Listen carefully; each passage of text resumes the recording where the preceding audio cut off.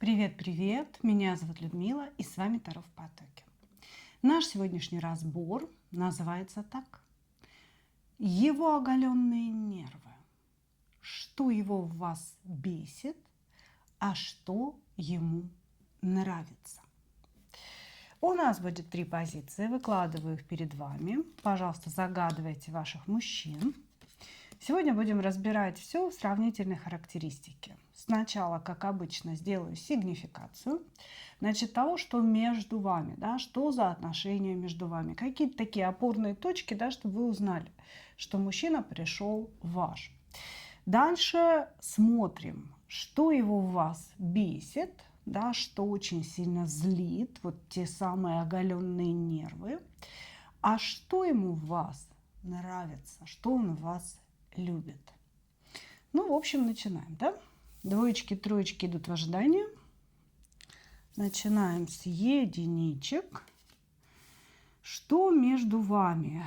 Ну, что-то вы отказались, нянчиться с ним отказались вы.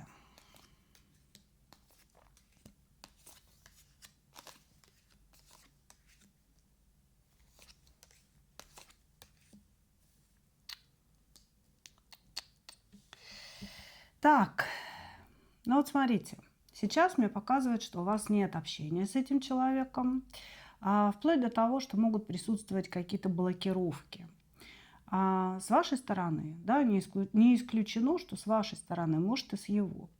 Значит, здесь я бы сказала, что мужчина доигрался. Потому что вот эти блокировки, отсутствие общения, это все спровоцировано его поведением. То есть, смотрите, как нам говорят, мужчина пытался вами манипулировать. Мужчина пытался разными способами, горячо-холодно, да, то люблю, то ненавижу, то, значит, у меня все хорошо без тебя, то у меня все без тебя плохо. Разными способами он пытался как-то вам просигнализировать о том, что вы должны с его с точки зрения делать. Вы прекрасная пентаклевая королева. На самом деле у вас здесь все хорошо. Вы можете быть даже при пентаклевом короле, вы можете быть замужем. Но ваша семейная жизнь, да, она или полна каких-то скандалов, или это одиночество вдвоем. То есть, ну,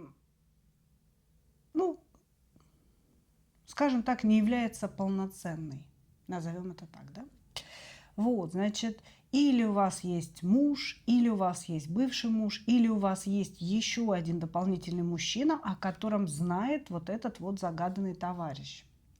Значит, сами по себе вы очень такая стабильная, вы очень земная, очень, знаете, у вас очень понятные требования к мужчине. Вы хотите, чтобы мужчина вкладывался, чтобы мужчина, может быть, обеспечивал, может быть, проявлял заботу при помощи денег, покупок, каких-то, знаете, облагораживания территории и так далее. Может быть, у вас есть детки, да, и вы хотели бы, чтобы мужчина уделял внимание и им тоже, чтобы он их считал своими детьми. Вот, значит, загаданный мужчина вообще не хочет брать ни за что ответственность. Потому что он такой, знаете, кайфажор по жизни, и ему хотелось каких-то, ну, таких, знаете, наполняющих, веселых, кайфовых отношений с вами. Ему хотелось, чтобы вы его заводили. Ему хотелось, чтобы вы его как-то, знаете, наполняли, поддерживали, чтобы вы давали ему какой-то стимул к существованию. Короче говоря, ну и так косвенно, да, нам здесь намекают на то, что он хотел, чтобы вы его любили безусловно, как мать любит своего ребенка. Да, чтобы вы вот все для него делали, ничего не требуя взамен. Да, ну потому что как мать любит маленького ребенка. Мы не говорим о взрослых детях, да, маленького ребенка, как мать любит. Она любит его безусловно. Что он там напроказничал, не ест, болеет, что-то не делает, да, мать от него ничего не требует, она только вкладывается. И вот этот мужчина, он хотел, чтобы вы вкладывались, понимаете, но С вашей стороны должны были быть энергетические вливания, эмоциональные вливания, да, и он не считал, что он вам что-то должен за это. Ну, типа, а что она такого сделала? Вот. Значит, он от вас это требовал, а вы хотели, чтобы вкладывался он, но вкладывался материально. Но вы ему эти требования не выдвигали. Вы как-то, знаете, показывали ему, не то, чтобы вы ему говорили, да, ты мне должен то-то, то-то купить или дом построить и так далее. Вы как-то ему намекали своими действиями о том, что вы серьезная женщина, что вам нужен очень серьезный мужчина, который ну, будет думать об общем будущем, а не о веселье каком-то, да, и не об удовлетворении своих потребностей. А он здесь вот четко на удовольствие направлен, на удовлетворение потребностей, как-то так.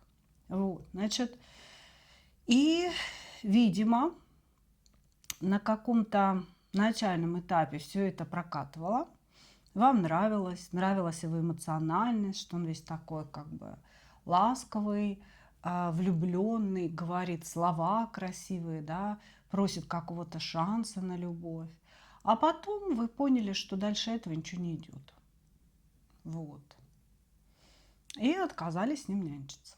То есть он буквально говорит, что она отказалась со мной нянчиться. Окей, хорошо. Давайте смотреть, что его в вас бесит. Да?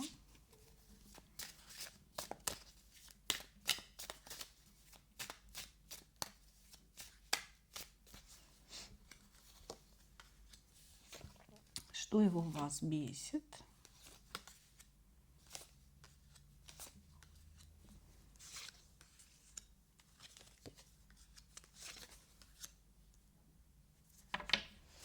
А что ему нравится?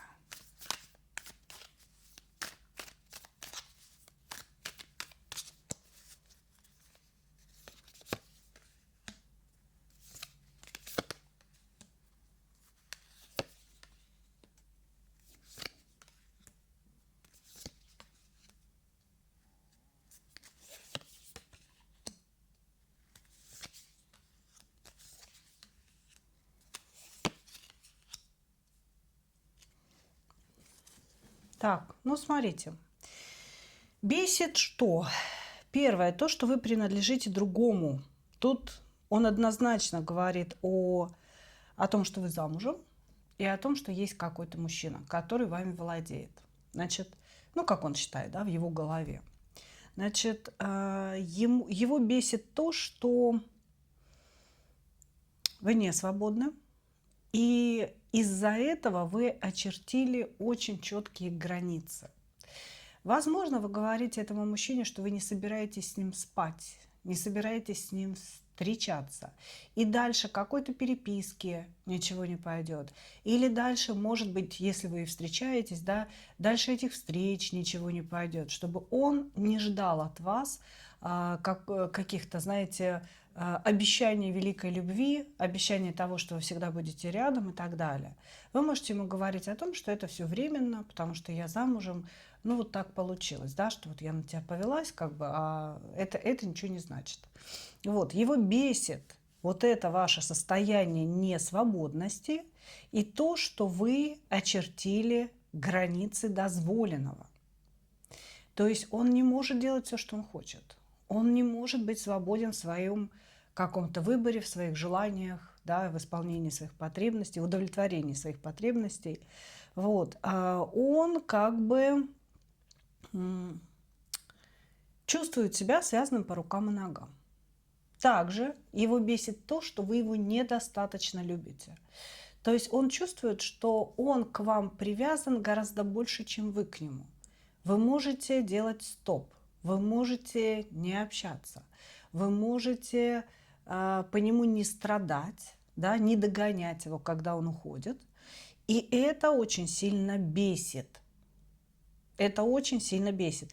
И он это говорит, ну, то есть как он это обозначает? Он говорит об этом, она меня недостаточно любит. Да? То есть как он об этом говорит? Она меня недостаточно любит. Что еще бесит? Бесит, что вы самодостаточная, что вас как-то, знаете, не подцепишь ни на какой крючок. Какой бы подарок вам ни подарили, вы за него не продадитесь, понимаете? Дальше. Какой бы комплимент вам ни сделали, вы тоже к этому относитесь весьма, так, знаете, рационально. Типа, да не льсти мне, да, я сама себе цену знаю. Я знаю, где я красивая, где не очень. Вот, то есть вы очень самодостаточные. Вас не купишь за какие-то мелочи, за какие-то подарки, за какие-то слова. Вы все рационализируете. Вот. И это его бесит, потому что он привык, что женщины падки на слова, что женщины моментально включаются, как только мужчина там что-то там в чем-то признается или давит на жалость или еще на что-то. Вы не включаетесь, вы все анализируете и проводите через призму логического мышления. Это ужасно бесит его. Вот где его оголенные нервы. Значит, что ему нравится? Нравится, что вы все-таки входите в состояние дьявола. То есть он говорит, она держится, но иногда она позволяет себе расслабиться, открыться и войти в искушение. Может быть, вы позволяете, правда, с ним встретиться, где-то там заняться любовью, и ему это очень нравится, вот какая вы в эти моменты. Если ничего не было, да, может быть, в каких-то разговорах вы расслабляетесь, и вот мелькает какая-то ваша слабость, ваша душевность, то, что вы вовлечены в эти отношения. Понимаете? То есть бывают моменты, когда он видит, что вы вовлечены. И эти моменты ему очень нравятся. Он говорит, все-таки она подвержена моему обаянию. Все-таки она подвержена этому дьяволу. Я это вижу, и вот когда я это вижу, все во мне начинает все бурлить. Вот. Значит, он говорит о том, что ему нравится вот в этих моментах чувствовать власть над вами, когда вы поддаетесь его очарованию, его словам, да, он чувствует себя человеком, который контролирует ситуацию, да, он чувствует себя главным. И ему вот в эти моменты кажется, что вот еще чуть-чуть, и она полностью будет моей. Еще чуть-чуть, вот мне надо додавить, доиграть, да, и эта женщина мне будет полностью принадлежать. Но вы делаете переворот в воздухе, да, и тут же выходите за какие-то границы общения с ним. То есть ему нравится момент, когда вы расслабляетесь и показываете, что вы вовлечены в эти отношения. Но эти моменты очень короткие. То есть вы чуть-чуть ему показали, расслабились, и потом такая быстренько, о, не-не-не-не, что-то я не туда поплыла, да, развернулись и опять в состоянии равновесия находитесь, и опять не поддаетесь. Значит, он говорит о том, что он видит в этом вашу игру. И он очень надеется на то, что вы испытываете к нему чувства, да, просто сдерживаете себя и контролируете эти чувства. Вот что ему нравится. То есть в целом ему нравится, когда вы доступны. И в целом ему очень нравится, когда он вас заставляет о чем-то вспоминать. Ну, у вас есть, наверное, какое-то общее прошлое, да, и он говорит о том, что, может быть, он вам говорит, а помнишь, как вот было тогда, а помнишь, я тебе говорила, а помнишь, ты мне говорила, да, там, или клялась, божилась в любви. Вот, когда вы тоже искренне входите в эти воспоминания, ему это очень нравится. То есть, как будто бы вот она становится прежней. Да, не такой вот жесткой, холодной, отстраненной, а какой-то прежней. Ему это тоже очень нравится. Ну, вообще тут можно сделать вывод, что несмотря на или инфантильность, да, или вот это кайфажорство мужчины, Вы для него очень важный человек, он вас очень сильно заинтересован. Безусловно, с точки зрения того, как ему вас где подоить, да, подоить вашей женской энергии прекрасной, материнской, но то, что он заинтересован, то, что у него к вам есть чувства, это тоже бесспорно. Благодарю вас, единички. Двигаемся дальше.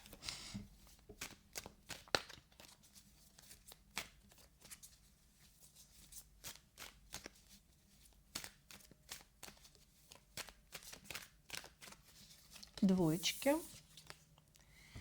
Двоечки. Что между вами? Ну, какая-то судьба.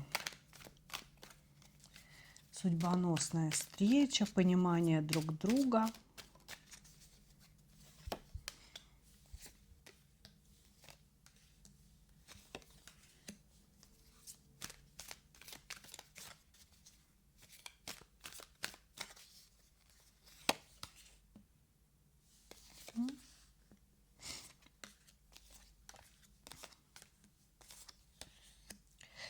Так, у вас есть общие рабочие моменты. Вы или работаете вместе, или связаны как-то по работе. Да? Очень часто это бывает так, что вы к нему обратились, или он к вам обратился за какой-то услугой. Так или иначе. Да? Доктор-пациент, юрист-клиент, или, допустим, там банковский работник и клиент. Вот, то здесь какая-то взаимосвязь была по работе. Вот, значит, очень сильно проиграется именно доктор-пациент. Да? Кто-то из вас доктор, кто-то пациент. Значит, здесь что произошло? Здесь произошло какое-то мгновенное осознание кармичности друг друга. То есть вот вы познакомились, встретились, или, например, работали вместе, и наступил момент личного общения. И вдруг вы осознали, что все это не случайность, да, что это какая-то судьба, что вот этот человек ваша судьба, вы его судьба, только непонятно, что именно за судьба. Да? То есть судьба идти вместе по жизни или судьба выполнить какое-то предназначение, пройти какой-то урок. Да? То есть вот здесь как бы судьба-то может быть разной. Значит, произошло какое-то такое притяжение очень сильное между вами.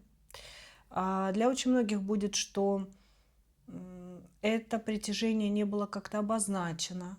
Да? То есть пообщались, вот чувствуется, что тянет друг к другу очень сильно, но словами это не было сказано. У кого-то, конечно, обозначено было, да, у кого-то дошло, может быть, и до близости. Но здесь у большинства до близости точно не дошло. Здесь было какое-то такое достаточно шапошное общение, возникла вот эта волна притяжения друг к другу. А потом мужчина сделал вид, что ничего не было. Во-первых, он перестал действовать в вашу сторону, хотя, возможно, была и переписка какая-то, да, и какие-то намеки, да, переписка могла быть именно по работе, но какие-то намеки, или он вам писал лично, да, а не в общих чатах, например. Вот. И потом наступил момент, когда мужчина все, сбавил обороты, перестал действовать, кому-то сказал, что ничего не было и вообще что-то там себе выдумала.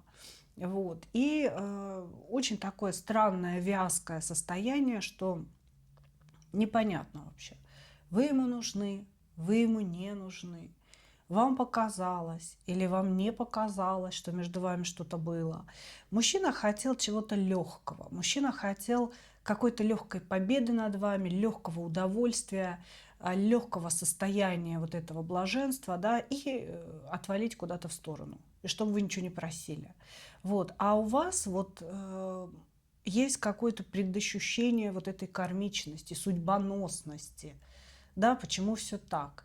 Может быть, вы очень много о нем думаете, об этом человеке, да, хотя, в принципе, виделись там 2 раза в жизни. Может быть, испытываете к нему какие-то чувства. Но тут вот скорее с вашей стороны идет вот это ощущение судьбоносности. Хотя колесо фортуны выпало здесь на вас обоих, да, может быть, действительно вы друг для друга вот должны сыграть какую-то важную роль. Хорошо. Давайте посмотрим, что ему в вас, что его в вас бесит, да, что ему нравится. Что его в вас бесит.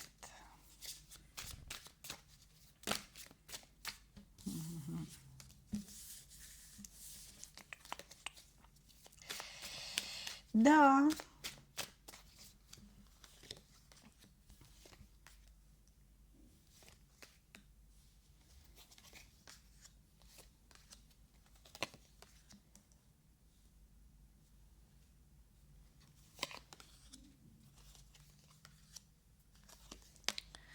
Так, что ему в вас нравится?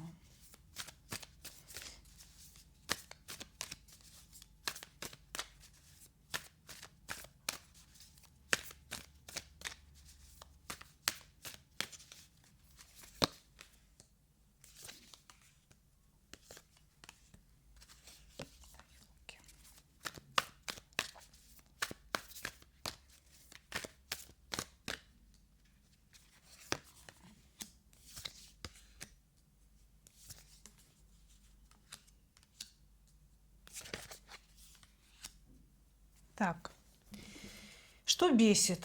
Ну, во-первых, изначально, да, изначально получилось так, что человек как-то мгновенно влюбился в вас с первого взгляда. Здесь реально это было.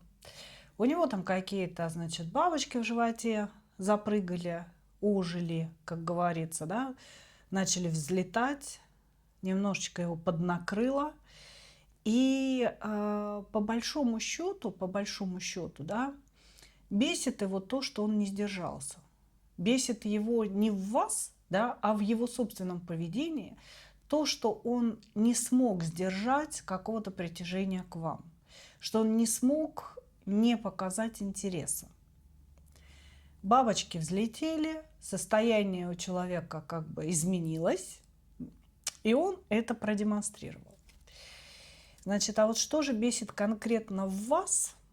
Это то, что вы за это схватились, что вы ему как бы предъявили то, что, ну ты же первый начал, но ты же сам был заинтересован во мне. Но я что, тебе дурочка, да, мне что, показалось, что ты там кони подбивал или клинья подбивал? А если у вас, допустим, была близость, вы могли сказать: слушай, а что, это ничего не значит? Да, мы что, переспали, я тебе что, какая-то там с улицы девка или что? То есть как бы здесь с вашей стороны был наезд, он был в письменной форме, ну, у очень многих, да. Вот, когда вы обозначили, что это не вы лезли к этому мужчине, что это он делал вам намеки, предложения и проявлял свою заинтересованность повышенную, понимаете? И что вы отреагировали, да, он вам тоже понравился, да, но вы отреагировали именно на его поведение. Короче, его бесит правда. Его бесит то, что вы четко показали ему, как что было, да, что вы отказываетесь играть в какие-то прятки и четко ему сказали: дружочек, ты себя вел так, я отреагировала так. Не надо сейчас делать вид, что ты белый пушистый семьянин, да, и тебе ничего не надо, что это моя инициатива. Не надо так делать. То есть вот так вы ему сказали. И это его наиболее бесит. То есть в этой ситуации его ужасно это бесит. Также его бесит то, что вы почему-то контролируете ситуацию. Он боится, что вы можете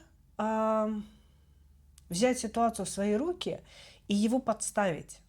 Может быть, на работе, может быть, перед женой, если она у него есть, да. Но вот он говорит, она держит контроль над ситуацией, и о моей ошибке, о моем поведении она может кому-то рассказать. Вот это бесит. Бесит зависимость вот подобного рода от вас и от ваших действий. И от вашего настроения, конечно же. Что ему в вас нравится? Первое, что вы очень порядочная. что несмотря на то, что он вас подозревает во всех смертных грехах, да, что вы можете там как-то воспользоваться ситуацией, его подставить, он внутри себя верит в то, что вы этого не сделаете, что вы очень порядочный человек. И что еще ему нравится? Ему нравится ваша мужская позиция.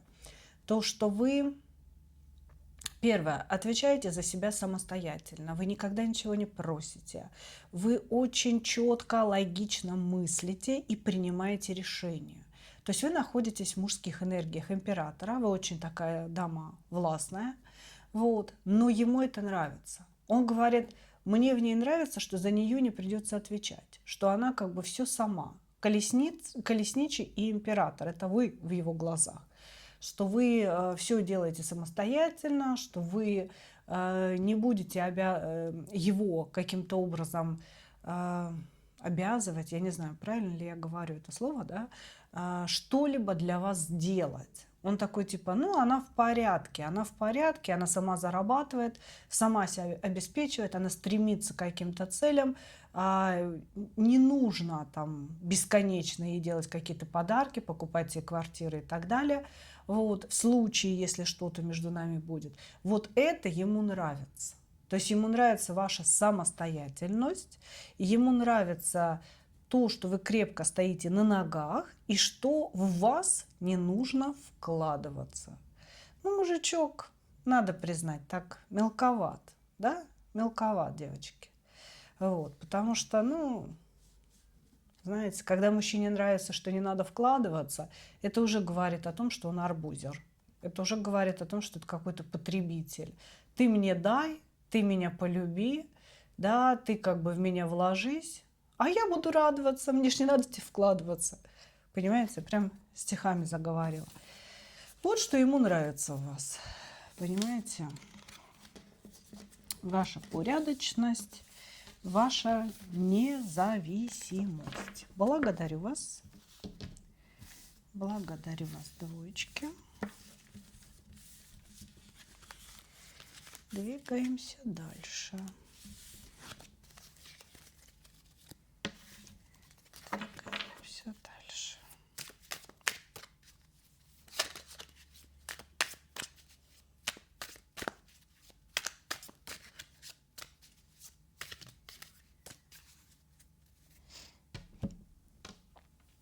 Так, троечки.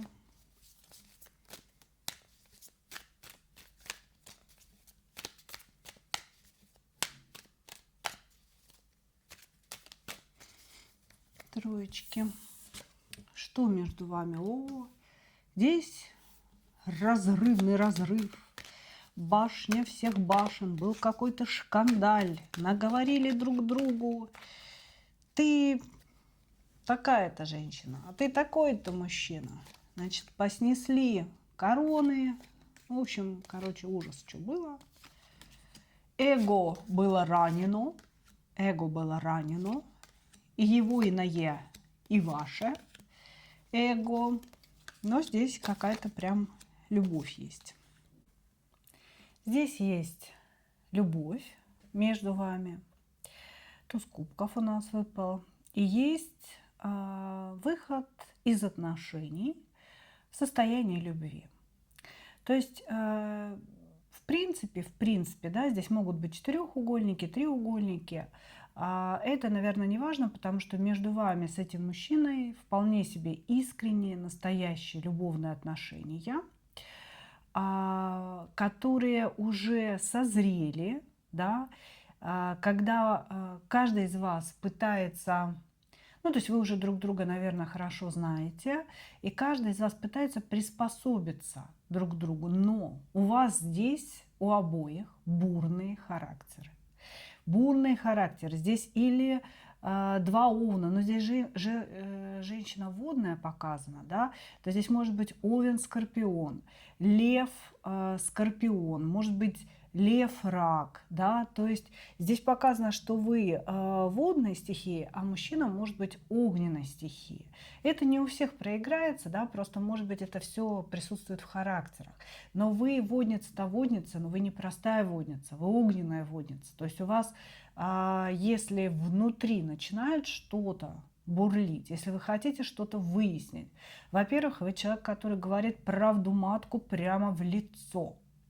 Во-вторых, вы никогда не позволяете, чтобы о вас вытирали ноги, да, то есть вы сразу выходите в конфликт, вы этих конфликтов абсолютно не боитесь. Мужчина здесь точно такой же, он тоже выходит в конфликт моментально. Вот, значит, здесь идет любовь между вами, но у обоих характеры, какие-то очень бурные, очень такие непримиримые характеры. И у вас, у обоих здесь эго. Эго. То есть каждый из вас ценит прежде всего себя и требует, чтобы окружающие к этому прислушивались, да, и тоже ценили, во что бы то ни стало. Вот, значит, несмотря на эту любовь, вот эти два ваших характера бурных, какие-то выяснения, скандалы, довели до того, что вы поскандалили уже как-то основательно, и каждый из вас отошел в сторону. Вот, вы ждете, чтобы мужчина проявился в вашу сторону. Кстати, здесь мужчина периодически может проявляться. То есть вы ругаетесь, и он через время, он там вас заблокировал, все, мы закончили. Через время опять появляется, прости меня, пожалуйста, давай как бы вместе развивать это все, да. Вот, а потом вы опять ругаетесь. То есть, по сути, вам и врозь очень тяжело, потому что тоска безумная друг по другу тянет. Вы думаете, вы не можете от этого никуда деться. А вместе, вот у вас как сексуальные отношения могут быть очень бурными, да, так и ссоры. Причем одно постоянно может переходить в другое. То есть это какие-то бурные, изматывающие отношения. С одной стороны, страсти, вроде бы все мы хотим, да, окунуться в какие-то волны страсти, чтобы почувствовать себя живыми. Но здесь этой страсти слишком много. Это такой, знаете, вот накал страстей, когда два человека вот несутся друг к другу, но от вот этого взаимодействия, от этого удара каждый страдает. Происходит как будто бы взрыв. Ну вот такие отношения мне показывают. Сейчас, после башни, скорее всего, общения нет, но мужчина за вами следит. Он прям выискивает информацию о вас, где вы, что вы, чем вы заняты. Все это он делает. Вот, хорошо. Смотрим его оголенные нервы. Чего он там их оголил, что его вас бесит.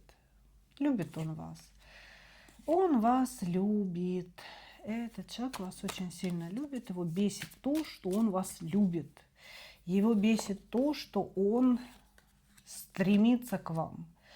Его бесит то, что, казалось бы, все опять закончилось в очередной раз. Вы сожрали его сердце, ёкарный бабай. Да что ж это за невозможности? Что это за башня такая?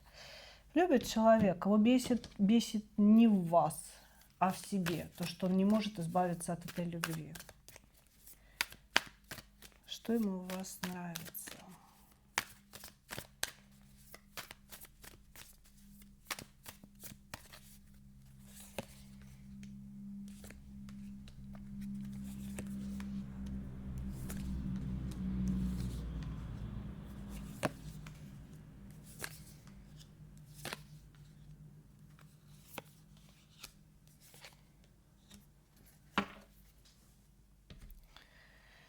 Так, вот смотрите.